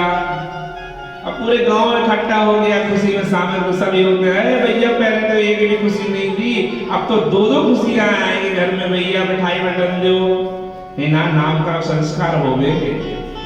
गौ के समान कर्ण देखे आत्मदेव जी ने गौकर्ण नाम रख दिया अपने पुत्र का।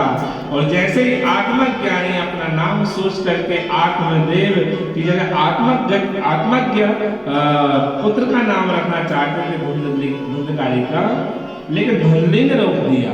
कहा ना 9 महीने मैंने रखा है, मैंने पाला है, मैंने पोसा है, मैंने मेहनत की है, मेरा नाम धुंधली, तो मेरे पुत्र का नाम धुंधकारी हो। धुंधकारी नाम रख दिया। कोई बात नहीं, तेरी इच्छा। बाल हट और त्रिया हट, बाल हट और त्रिया हट एक सी हो गए। स्त्री जो स्वभाव में ठान लेवे तो ब्रह्मा भी नहीं मान सकते भैया। मोह जा करने है तो करने ही है भैया। राधे राधे। फिर भाव से करो, भाव से करो, लड़के करो चाहे लड़की करो, करना तो है ही है। तो यहाँ पर धुंधली ने अपने पुत्र का नाम धुंधकारी रख दिया, लेकिन जैसे जैसे धीरे धीरे बड़े हुए हैं तो वो करना पंडितो ज्ञानी धुंधकारी महाखना। बहुत ज्ञानी, बहुत वेद ध्वनि करने वाले, गोकर्ण के समान बाहर पढ़ने वाले गोकर्ण हुए हैं, बाहर चले गए हैं। ठीक उसके विपरीत नशा पत्ती में रहने वाले, मदिरा का पान करने वाले, घंटा प्रसाद सुनने वाले धुंधकारी घर में पड़ा है। गोकर्ण जी तो बाहर चले गए पढ़ने के लिए बनारस, संकेताचार्य की तरह, और बाकी गोकर्ण जी जो धुंधकारी जो है वो घर में पड़ा है, मदिरा का पान करता है। आत्मदेव जी के मन में ग्लानि हुई। संत सही कहते थे, पुत्र नहीं था तो कम तकलीफ थी, पुत्र है तो, लेकिन कुपुत्र है तो जीवन मेरा बर्बाद है, समाज में कोई मान सम्मान नहीं बचा। जाकर के वन में चले गए। ठीक है, वन में जाकर के रहने लगे, तब करने लगे समाधि में। माँ की यहाँ पर गणिकाएं तो नहीं लाता था, लेकिन गणिकाएं भी लाने लगा धुंधकारी। गणिका जैसे लाने लगा तो धुंधली का एक मंगलसूत्र बचा था, उसको छीन लिया, मदिरा का पान कर लिया। धुंधली को एक लात मारी, धुंधली बाई जा गई कुएं में। गोविंदाय नमो नमः। धुंधली बाई शांत हो गई। धुंधली का पुत्र का नाम धुंधकारी। अब धुंधकारी तो अकेला रहता है राजों की तरह। मैं राजा अपने आप को अकेला समझ करके सहनसा समझता है, मैं सहनसा। एक राजा के यहाँ से धन चोरी हुआ था। उसी समय धुंधकारी कहीं से धन चुरा करके लेकर के आया है, गणिकाओं को लेकर के आया है। गणिकाओं को पता चला राजा का धन चोरी हुआ है, इसने चुराया है। राजा बंदी बनाएगा और संग में इसको मारेगा तो मारेगा, हमको तक मारेगा। इसलिए रात में धुंधकारी को सोते समय पलंग पर बांध करके जलते हुए अंगारे उठा करके उसके मुंह में डाल करके उसको मार डाला।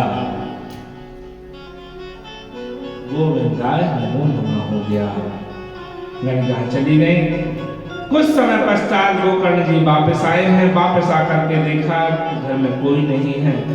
आत्मदेव जी से यहाँ भेंट हुई है। आत्मदेव जी को शिक्षा भी दिए हैं गोकर्ण जी ने कि देह श्रीमान सर्वदेव भवतम जगतम जाया सुपाद सुदामता पहुंच पश्या निसम जगतम छड़न गणितम वैराग्य रसको भवति निष्ठा। भक्ति में जाइए, भगवान के प्रति प्रेम करिए। इस शरीर को त्यागने से ही कुछ नहीं मिलेगा। इस शरीर के द्वारा सत्कर्म करिए तो आपके लिए भगवान की कृपा बनी रहेगी। आकर के संध्योपासन गोकर्ण जी करते हैं। जब आकर के घर में तप करने लगे तो कभी भैंसक का रूप धारण करता है, कभी बकरी का रूप धारण करता है गोकर्ण। धुंधकारी संध्योपासन नहीं करने देता है। गोकर्ण जी कहते हैं कौन है? जल हाथ में लिया है, मारा है, अहम भ्राता तवीयोस्मि धुंधकारी महाकाल। मैं तुम्हारा भाई धुंधकारी हूँ। अरे मैंने तुम गया के साथ सत्य नापी, गया में जाकर के 100 बार तुम्हारा श्राद्ध किया है,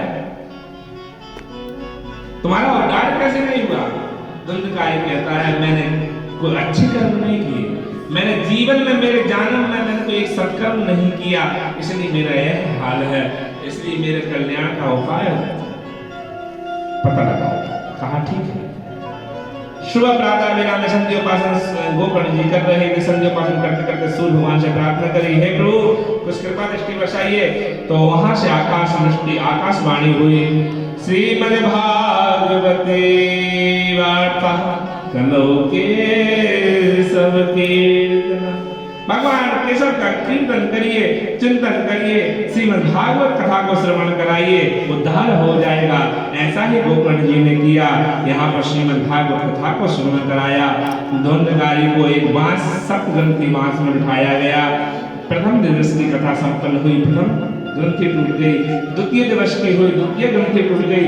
तीसरे दिवस की कथा संपन्न हुई, तीसरी ग्रंथि टूट गई। इस प्रकार 7 दिवस की कथा जब संपन्न हुई, 7 ग्रंथियां टूट गई और अंत में वैकुंठ से एक विमान लेने के लिए आया।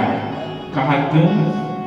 श्रीमद् भागवती वार्ता, भगवान कृष्ण की प्रत्यक्ष देवी यह भागवत है, प्रत्यक्ष रूप है। इसका जो चिंतन मन से कर लेता है उसका कल्याण हो जाता है, उसको साक्षात प्रभुता परमेश्वर कारण करना वाला भक्तवांचा पीर पीताम्बरधारी श्री वाल्मीकि लाल ही लेने के लिए आते हैं। ऐसा श्रीमद् भागवत कथा में उल्लेख है। विमान उनका साक्षात प्रमाण आता है, इसलिए भगवान का नाम स्मरण करना चाहिए। सूत जी महाराज ने यहाँ पर 88,000 ऋषियों को सुनाई है। सनक सनंदन सनातन सनत कुमार चारों भाइयों ने ऋषि यहाँ पर नारायण जी को भी सुनाई है। तो देखिए यहाँ पर संत की कृपा से आत्मदेव जी को ज्ञान हुआ है, आत्मदेव जी को बोध हुआ है, इसलिए संतों की संगति करना चाहिए। बिनु सत्संग विवेक न होई, राम कृपा शरण होई। तो कहते हैं राम की कृपा से, गुरु की कृपा से, संत की कृपा से ही सब कुछ होता है, इसलिए उसकी कृपा हमारे ऊपर बनी रहनी चाहिए। आइए भगवान नाम संकीर्तन कर लेते हैं और कल की कथा में सुखदेव जी का हम लोग विस्तार से प्राकट उत्सव मनाएंगे। वही भागवत महापुराण की जय। अरे संतन के संग लाग रे, तेरी अच्छी बनेगी। संतन के संग लाग रे, तेरी अच्छी बनेगी। अच्छी बनेगी तेरी किस्मत जगेगी। अच्छी बनेगी तेरी किस्मत जगेगी।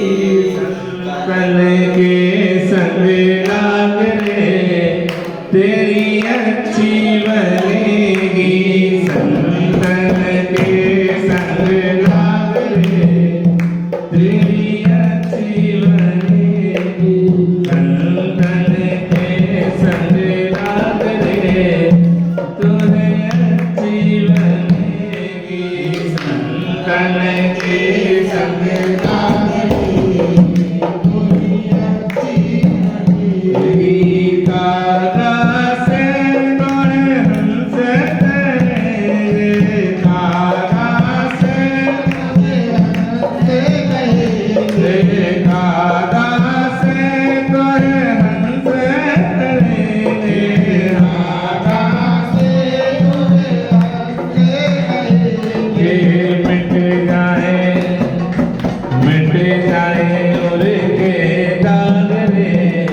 तेरी अच्छी बनेगी।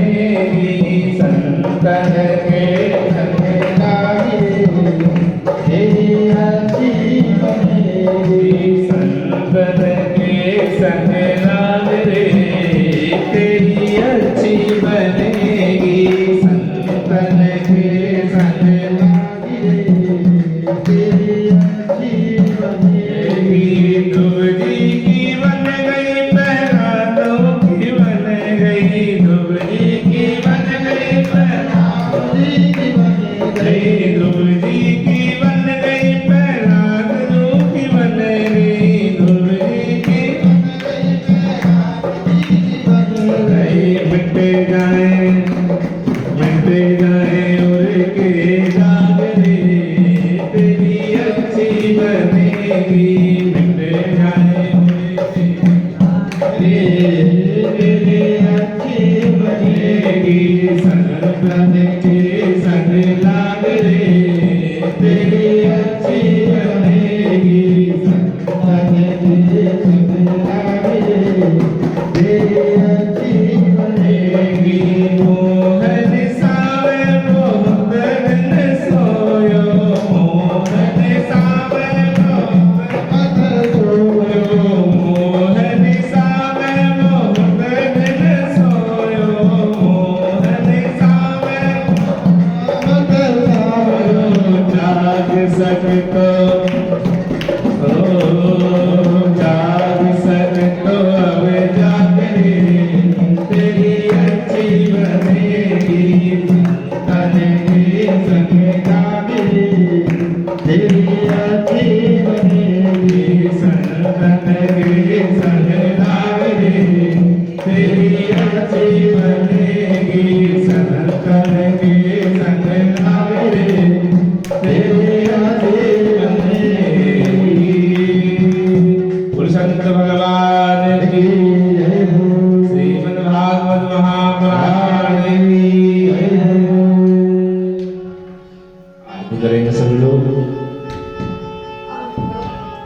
हरि ओम ज्वालावान रत्न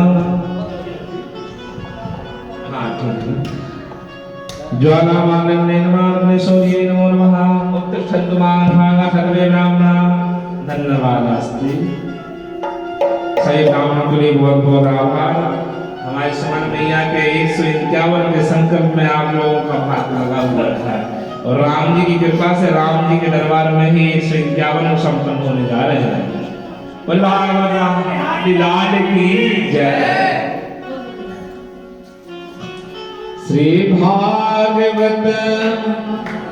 श्री भागवत भगवान की है आरती पापियों को पाप से है तारती श्री भागवत भगवान की है आरती पापियों को पाप से है तारती श्री भागवत भगवान की है आरती पापियों को पाप से है तारती श्री भागवत भगवान की है आरती पापियों को पाप से है तारती अमर ग्रंथ है मुक्त बंधे पंचम वेद निराला नव ज्योति जगाने वाला अमर ग्रंथ है मुक्त बंधे पंचम वेद निराला नव ज्योति जगाने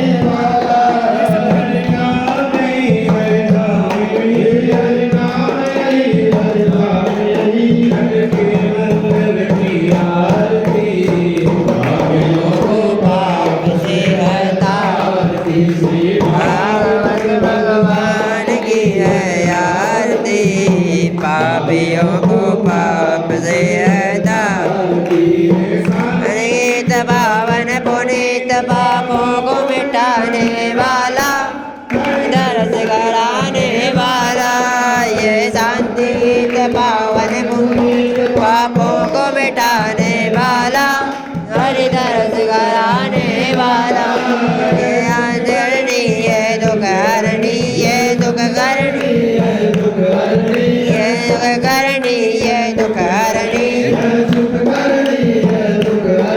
जगन्नाथ की आरती पापियों को पाप तारती श्री भागवत भगवान की है आरती पापियों को पाप से तारती श्री भागवत भगवान की है पापियों को पाप से तारती श्री भागवत भगवान की आरती पापियों को पाप से तारती गोल जगबंद गोल धन मार्ग बताने वाला को बनाने वाला ये मधुर जगबंद गोल धन मार्ग बताने वाला